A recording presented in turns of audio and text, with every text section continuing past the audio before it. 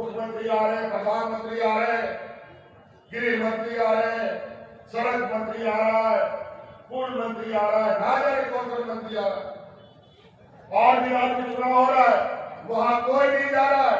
आज आपका बोझ हमने अपने कंधे पे लिया है और आज आपका सारा बिजली का बिल माफ करने का काम हम लोगों ने किया। ये रात 200 यूनिट बिजली फ्री आएगा, जीवन में कभी बिल नहीं आएगा आपको। पूछो ये भारतीय जनता पार्टी के नेता जो यहाँ आएंगे उड़ उड़कर कि आज गुजरात में बिल्किस बानो के साथ जो सामूहिक बलात्कार किया गया, जिनको जेल में डाल दिया गया, उसको चुनाव में पेरोल पे निकाल करके वोट मांगने का काम यही भारतीय जनता पार्टी के लोगों ने किया। जो पंजाब में राम रहीम जो बलात्कार के आरोप में जेल खट रहा है, चुनाव में इनको जेल से बाहर निकाल करके वोट मांगने का काम करता है। बिजली का बिल माफ हुआ है कि नहीं हुआ?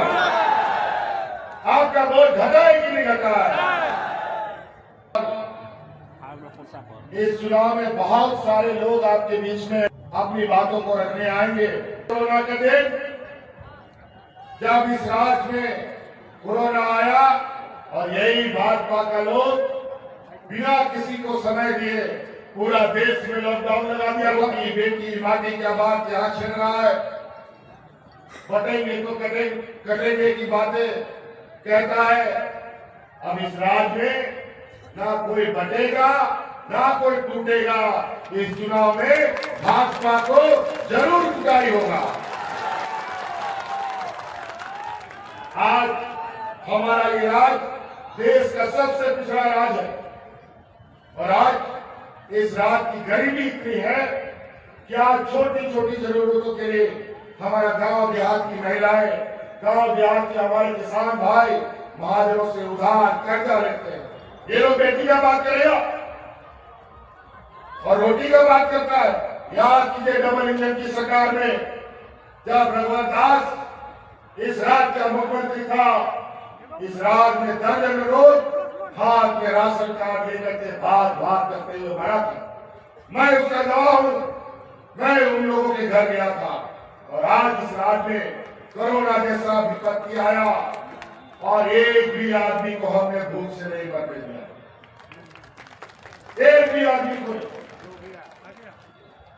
इसमें सबसे बड़ा हमारा योगदान देने वाली इस राज्य की महिला दीदी है। 5,000 7,000 हर घर में किया जा रहा है। ये देश का पहला राज्य है। पहले 1-2 गांव देहात में बुढ़ा बुजुर्गों को कैंसर मिलता था। हमने कानून बना दिया, इस राज्य में सभी बुजुर्गों को पेंशन देने का काम हम करेंगे। आज दिया लगा कहीं खोलोगे ना, कोई बुजुर्ग बिना पेंशन का नहीं मिलेगा। पहले विधवा लोग को 40 साल 50 साल के बाद पेंशन मिलता था। हमने कानून बना दिया, जिस दिन से विधवा होगी उसी दिन से उसको पेंशन मिलने का काम। विधवा होने का कोई समय होता है क्या? कभी भी विधवा हो सकता है। भगवान न करे कोई विधवा हो, लेकिन कोई घटना दुर्घटना हो जाए, शादी के 6 महीने के बाद भी विधवा हो सकती है। हो सकता है 50 साल के बाद भी विधवा ना हो। और इस राज्य में तो वृद्धा पेंशन जितना महिला 50 साल की होगी, 50 साल तक हमने कर दिया विधवा। भाई पूरी योजना से जोड़ रखा है। आने वाला समय में अपनी बेटियों को इंजीनियर बनाओ, वकील बनाओ, पत्रकार बनाओ, जज बनाओ और उसके पढ़ाई का पूरा खर्चा राज्य सरकार देगी।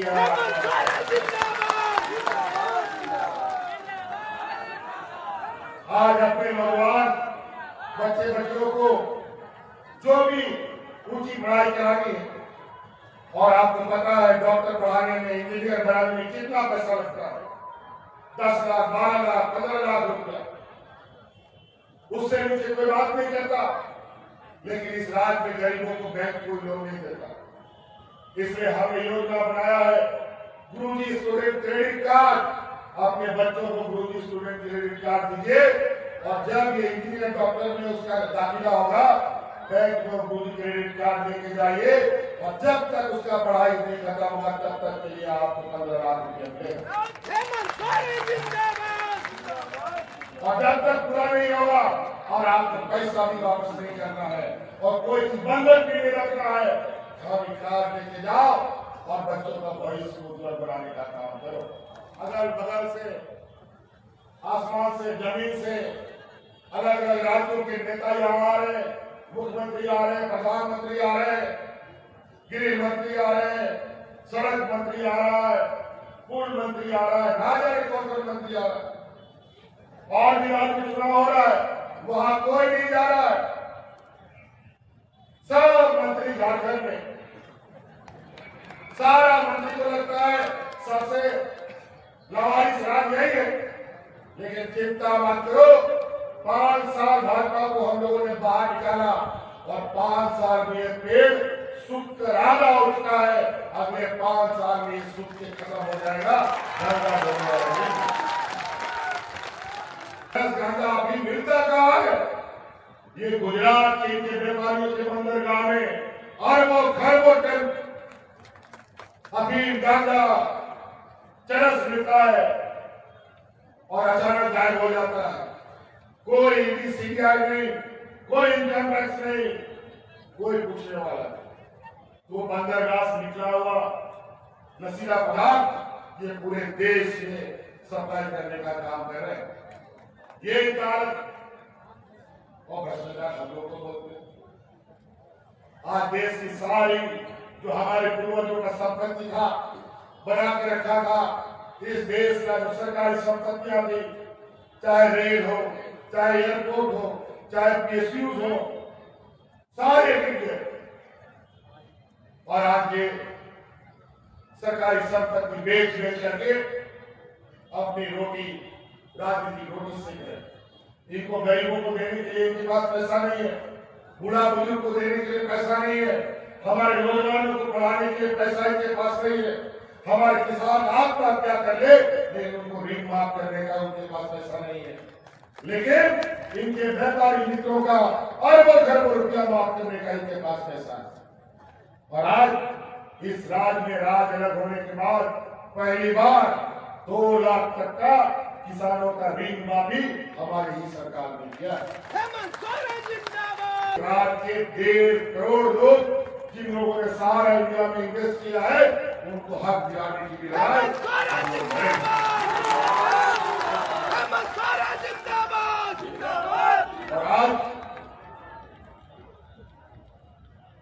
और आज बहुत सारी ऐसी बातें जो समय के अभाव में हम नहीं कह पा रहे, बाकी आप देख रहे होंगे और आपको याद होना चाहिए कि पलामू परिमंडल जहां अंधेरे में डूबा रहता था, आप याद कीजिए इस पलामू परिमंडल को अगर कोई बिजली से जोड़ने का काम किया था तो यही नौजवान जो आपके सामने खड़ा है, बिजली देने का काम किया। और आज यहाँ पर एक पावर प्लांट का भी बनाने का प्रस्ताव हम लोगों के योजना में है और बहुत जल्द सरकार बनने के बाद यहाँ पर पावर प्लांट के लिए हम लोग आगे बढ़ेंगे और यहाँ कोयला होगा तो बिजली का उत्पादन भी हम करेंगे और यहाँ के लोगों को मुफ्त बिजली देने का भी काम हम लोग करेंगे। लेकिन भारतीय जनता पार्टी के लोग ऐसा नहीं कि झारखंड में बिजली पैदा करेंगे और बांग्लादेश को सप्लाई करेंगे। कोई आसाम से आया है, कोई यूपी से आ रहा है, कोई उड़ीसा से आ रहा है। अभी कुछ दिन पहले सिमडेगा में जो चुनाव कराने वाले फौज है वो कैंप से आधी रात में बाहर निकलते हैं और पूरे शहरों में AK-47 से गोली चलाते हैं। ये दहशत फैलाने का एक जरिया बन गया है। डरा धमका के संवैधानिक संस्थाओं के माध्यम से ये चुनाव हड़पने का कोशिश कर रहे हैं। सजग रहिए, सचेत रहिए और एक रहिए और दो तोड़ जवाब देने का काम कीजिए ताकि जिंदा प्रश्न लोगों को हम लोग विचार से जवाब दें। इसलिए साथी 1 नंबर ईवीएम मशीन का बटन इतना टीपिए कि उसका टें का जो आवाज है भारतीय जनता पार्टी का काम का पर्दा फाड़ दे।